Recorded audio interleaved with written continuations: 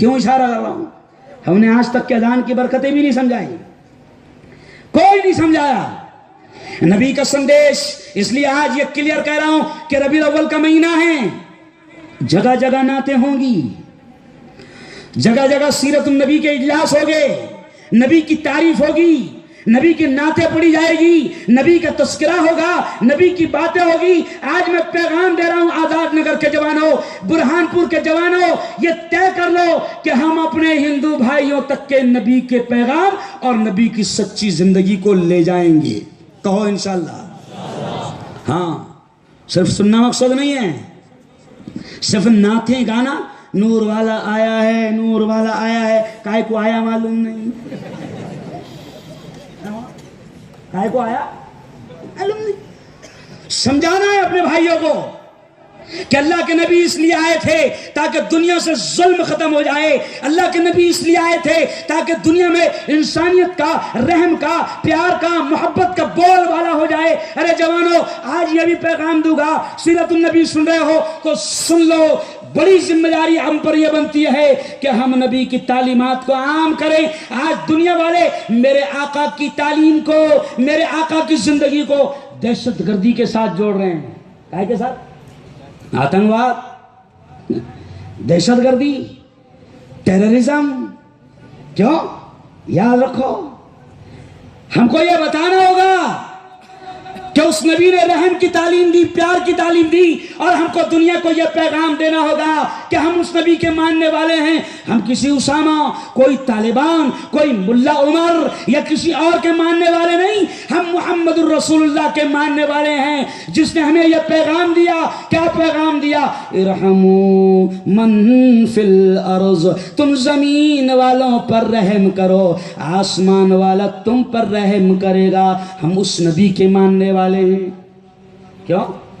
اور نبی کی حدیث کو علامہ اقبال نے شعر میں کہہ دیا، کیا کہا؟ کرو مہربانی تم اہل زمین پر، خدا مہرباں ہوگا عرش بری پر۔ دنیا کو بتاؤ کہ ہم اس نبی کے ماننے والے جس نے یہ پیغام دیا کہ تم زمین والوں پر رحم کرو، آسمان والا، زور سے بولو، تم پر رحم کرے گا۔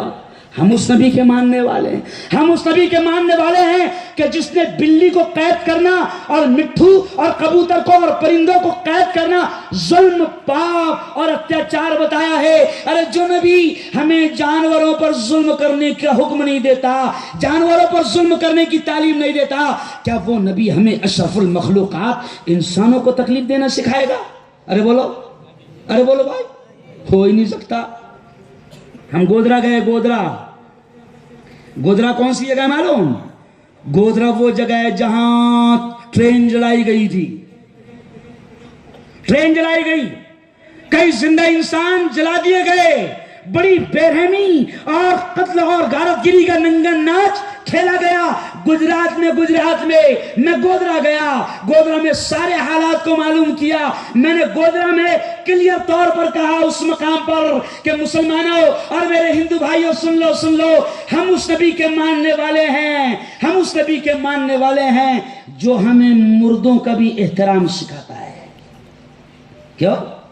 میں نے گودرا میں کہا جب ٹرین کے جلانے اور زندہ انسانوں کے جلانے کے معاملے میں مفتی عبدالقیوم اکثردھام کے معاملے میں اور کئی جوانوں کو اٹھایا گیا تو میں نے گودرا میں کہا، اس پی ایم کے علاقے میں کہا کہ ہم مسلمان ہیں، ہم نبی کے ماننے والے ہیں اور ہمیں اپنے نبی نے مردوں کا بھی احترام سکھایا ہے۔ ارے جو قوم مردوں کو نہیں جلاتی وہ زندوں کو کہاں سے جلائے گی؟ ارے بولو، صحیح ہے نا؟ ہم مردوں کو جلاتے کیا؟ ارے بولو بھائی زور سے، نہیں جلاتے۔ تو جو قوم مردوں کو نہیں جلاتی وہ زندوں کو جلائے گی؟ ارے بولو، ہو ہی نہیں سکتا ہے نا؟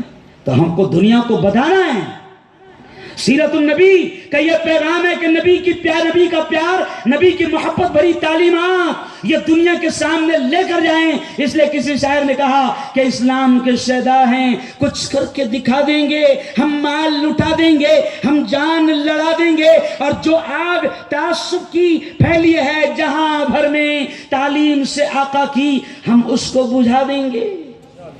آج حضرت مولانا ارشد مدنی، جمعیت علماء، مسلم پر صلی اللہ اور علماء کی ٹیم آج جب سے یہ ظالموں اور قاتلوں کی سرکار آئی اور جب دیکھا کہ چند شیطان ہندوستان کے ماحول کو خراب کر رہے ہیں، نفرتیں پھیلا رہے ہیں، محبتوں کی دیوار توڑ رہے ہیں اور نفرتوں کے بیج بو رہے ہیں، اس وقت علماء دیوبند نے، حضرت مولانا ارشد مدنی نے، حضرت مولانا ولی رحمانی نے، حضرت مولانا خلیل الرحمان سجاد نعمانی نے، حضرت مولانا سید سلمان حسین ندوی نے، ان تمام نے طے کر لیا۔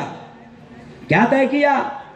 سنو یہ پیغام، ان تمام نے طے کیا کہ ہمیں نبی کی پیار کی تعلیمات کو پھیلانا ہوگا، ہمیں نبی کا محبت بڑا پیغام اور نبی کی پیار بھری تعلیمات دنیا کے سامنے لے جانا ہوگا اور نفرتوں کو ختم کرنا ہوگا۔ ہمیں دنیا کو یہ بتانا ہوگا، ہمیں دنیا کو یہ بتانا ہوگا کہ ہم جس نبی کے ماننے والے ہیں وہ نبی ہمیں کہتا ہے کہ اگر تمہارا پڑوسی،